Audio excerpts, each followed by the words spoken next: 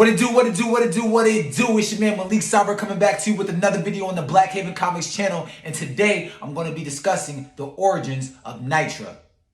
Now this is going to be a complete origin story about how Nitra came to fruition. I was 16 years old when I created Nitra, and ever since then, it's been on a roller coaster rise. I had so many ideas for Nitra, had so many storylines from 16, 17, 18, 19. So I'm going to be describing how I came to the character of Nitra, and then going to be jumping into the story Nitra, how Nitra came to be August of 2021. Yeah, August of 2021. That was the iteration of Nitra that dropped. She's changed drastically all the way from Nitra to Jupiter Trine. But yes, it's going to be a video about going into Nitra's life, what we know so far, what's been published, and everything going into that regard.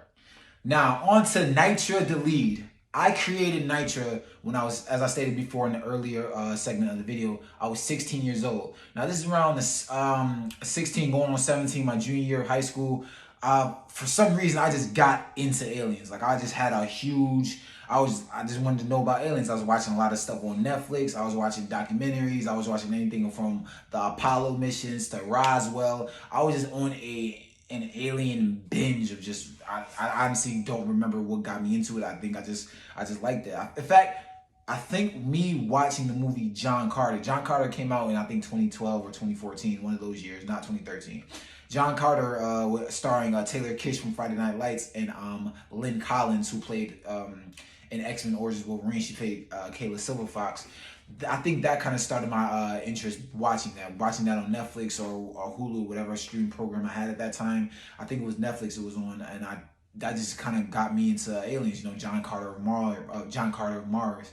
And then I just started writing stories. You know, I got into, I was already reading the Teen Titans volumes and stuff, as I stated before. In May of 2016, my friends Hunter and Ted, they got me into comics. And when I watched Captain America Civil War, you know, Black Panther was my favorite hero at that time.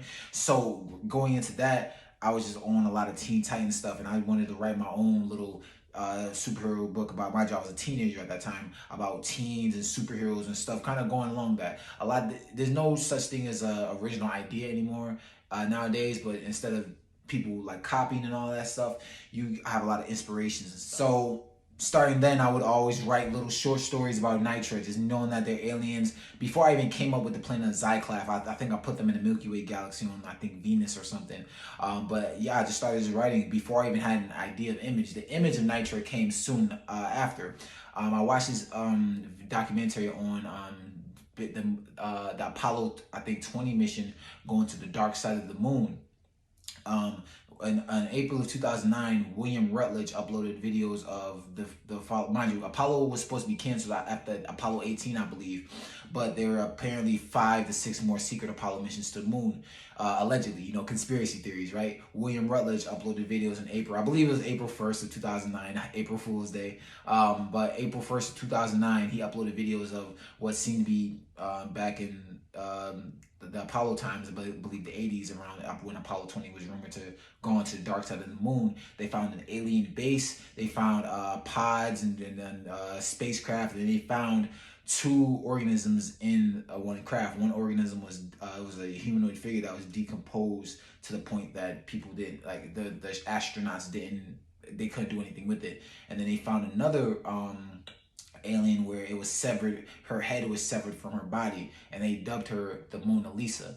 Not the Renaissance painting Mona Lisa. They call her the Mona Lisa of the moon. You know, they found her on the dark side of the moon.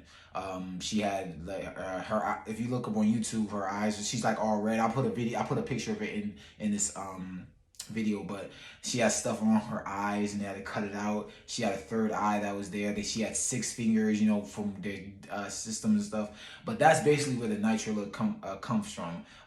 She was a little bit like sandish red, sandish pink, and that's why Nitra cover is Nitra's kind of pink, because having something, whether it was fake or not, that Mona Lisa alien of Apollo 20, the Apollo 20 space mission, is the catalyst to why Nitra looks like that. I just think there was whether it was made out of clay or if that was a real alien, it was a beautiful work of art, a beautiful alien. That's why I based Nitra off Nitra's skin pigmentation off of Apollo 20's Mona Lisa. And basically, yeah, that's how I just created Nitra. You know, she was definitely not the first superhero I created. Rainbow Shiner and Lightning Striker were the first two superheroes that I created. But Nitra, she was definitely one that I created that I definitely had a lot of time to work on, especially that since I didn't work on since I was a kid. I was way more developed as a writer in high school. Even I'm more developed now, but as a high school, I was way more developed than an elementary school kid. So I was more doing things that regarding Nitra in an adult to teenage manner. And basically that's all that is to me creating Nitra. You know, most of what is in her origin story, the first book that came out in August of 2021, I had those plans even when I was 16, 17 years old creating her. It was just more mature content.